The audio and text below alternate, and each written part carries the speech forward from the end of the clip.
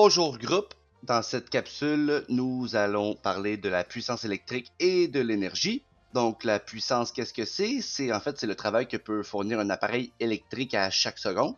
On mesure ça en watts. Et l'énergie électrique, c'est l'énergie transférée par un courant électrique. Voici la formule pour la puissance électrique. P égale U fois I. On peut la retenir en pensant à puits. Vous pouvez la remettre comme on a vu avec le triangle également. Donc, les unités pour la puissance, c'est le watt. Évidemment, pour la différence de potentiel et l'intensité, ce sont les mêmes, le volt et l'ampère. On peut mesurer la puissance électrique en watts ou en kilowatts. Pour l'énergie électrique, c'est E est égal à la puissance fois le temps. Donc, on va dire hept. Ça se mesure en joules, la puissance en watts et le temps en secondes.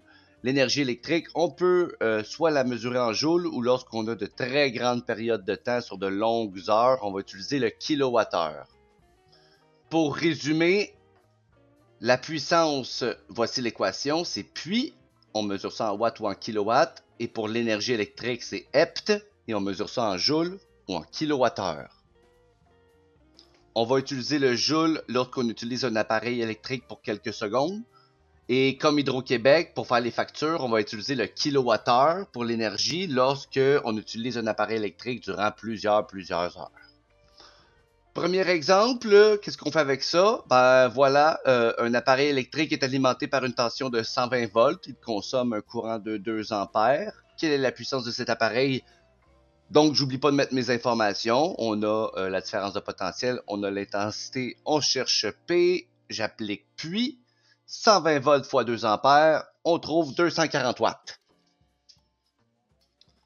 Deuxième exemple, j'ai pris la fiche signalétique qu'il y a derrière mon écran d'ordinateur. Donc, c'est le genre de choses qu'on va faire vraiment souvent en classe. J'observe les informations qu'on me donne. Donc, je comprends que mon écran a besoin de 12 volts et de 4 ampères. Donc, pour bien comprendre comment on est arrivé à 48 watts, j'applique la formule de la puissance. Donc, 12 volts fois 4 ampères, on obtient bel et bien 48 watts. On va maintenant calculer l'énergie électrique consommée par mon écran d'ordinateur pour une période de 8 heures d'utilisation. On va essayer de la calculer en kilowattheure. D'une part, je mets mes informations. Je connais la puissance, c'est 48 watts. Divisé par 1000 pour l'avoir en kilowatts, donc 0,048 kilowatts. Mon delta T, c'est 8 heures. Je le garde en heures puisque j'ai besoin d'avoir des kilowattheures à la fin. On cherche l'énergie, donc c'est hept. J'applique et je remplace 0,048 kW fois 8 heures. On obtient 0,384 kWh pour 8 heures d'utilisation. Je vais maintenant calculer combien ça va me coûter, sachant qu'Hydro-Québec me charge 0,067 $ du kilowattheure. Là, on parle de, c'est à peu près 6 sous du kilowattheure. Je connais l'énergie, je connais le prix, donc je fais juste multiplier les deux, 0,384 kWh par 0,067 $, et ça va me coûter pour 8 heures 0,026 sous. C'est pas cher. Voici le dernier exemple pour cette capsule. Donc, un appareil électrique fournit 1250 watts avec une intensité de 6500 mA. Quelle est la résistance de cet appareil? Première étape, on met nos infos. Je connais la puissance 1250 watts. Je connais l'intensité 6500 mA que je vais tout de suite convertir en ampères en divisant par 1000, donc 6,5 ampères. Et je cherche la résistance, je vais avoir besoin de trouver U.